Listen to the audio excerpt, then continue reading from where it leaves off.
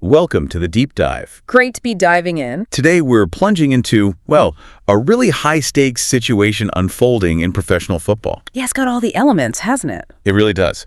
We're talking about a transfer saga sourced mainly from Sky Sports News that gives us this fascinating insight into power dynamics, player value, and, well, club resolve. And what's really interesting here, I think, is how it just lays bare that whole complex dance, between a player wanting something, maybe pushing for a move, and the club itself, the institution. Exactly. It's not just will he sign. Yeah. It's about the club making a statement. A very public one, too. Okay, so let's unpack this. The thing that really kicked it off, the sort of dramatic news, involves Viktor Gyokeres. He's the 27-year-old forward. Right. He failed to turn up for Sporting CP training.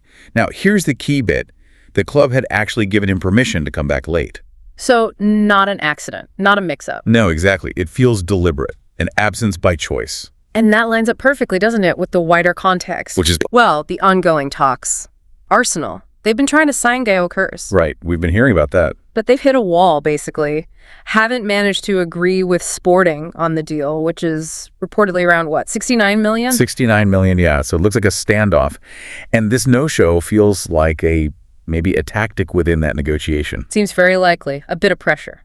And the numbers, they always matter, don't they? Sporting's exact valuation, according to the reports, is an initial 60.4 million. Okay, specific. Very. Plus another 8.6 million in add-ons. Right, the performance bonuses, goals, appearances, that kind of thing. Yeah, exactly. So the final price could end up higher, but that initial guaranteed amount, that 60.4 million, that seems to be the sticking point compared to whatever Arsenal have offered so far. It really does. And this brings us to the club's response, specifically Sporting's president, Frederico Varandas. How did he react? I imagine not pleased. Well, his public statement was remarkably calm on the surface, almost disarmingly so, but underneath, incredibly firm. He wasn't shouting or losing his cool. He just stated, and this is a direct quote, "We're calm. Everything can be solved with the closure of the market, a hefty fine, and an apology to the group." Wow. A hefty fine and an apology to the group. That's laying down the law publicly. Absolutely. It signals, we have rules and consequences. Very clear boundary. But he didn't just leave it there, did he? I read he had a message for the people behind this strategy. Oh, yeah. A very pointed message. He referred to, and again, I'm quoting here, geniuses who are devising this strategy. Ouch. Sarcasm noted.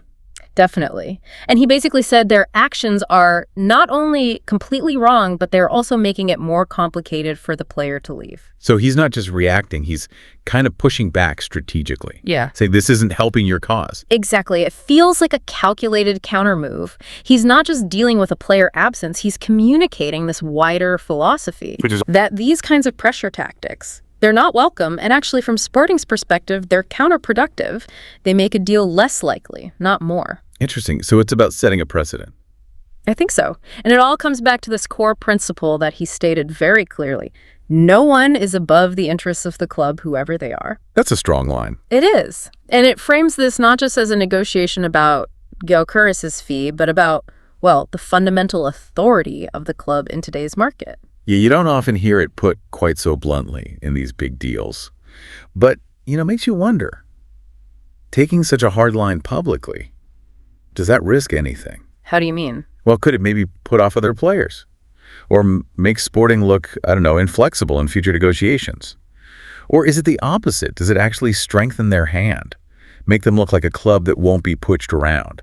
That's the million-dollar question, isn't it? Or perhaps the 69 million pound question here.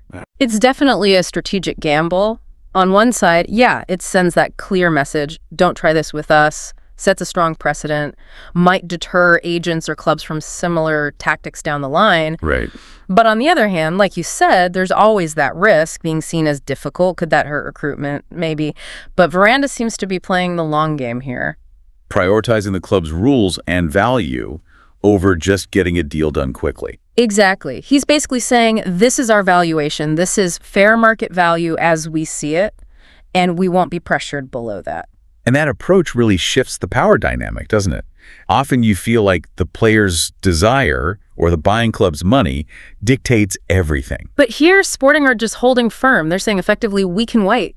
Yeah, and Varandas was explicit about that patience, wasn't he? He mentioned a timeline. He did. He made it crystal clear. He said if teams don't want to pay Viktor's fair market value, then Sporting will be very comfortable with that for the next 3 years. 3 years.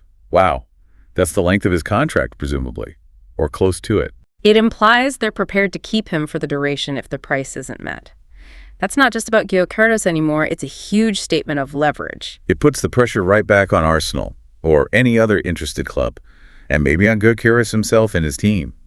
Do you really want this standoff to drag on? Precisely. It forces everyone else to weigh the immediate situation against the longer term. Very comfortable for the next 3 years. That really underlines their main priority, echoing that principle we heard earlier. No one is above the interests of the club, whoever they are. Exactly. It feels like their absolute line in the sand for this negotiation, and probably any negotiation. They won't be moved by tactics or timelines, it seems, even if it means missing out on a big fee right now. It really makes you think again about how these big transfers usually play out, doesn't it? It does. This whole Gyokeres situation, it's like a perfect little case study.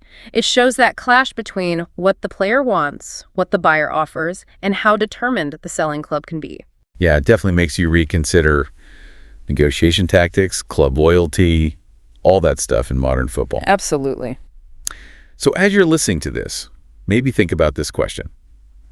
In a situation like this one, with huge money involved, ambitious players, what actually decides the outcome in the end? Is it the player pushing? Or the financial muscle of the buying club? Or is it the selling club just digging in its heels, like Sporting seemed to be doing? And how might this very public, very firm approach from Sporting actually change how other clubs handle transfers in the future? Something to think about until our next deep dive.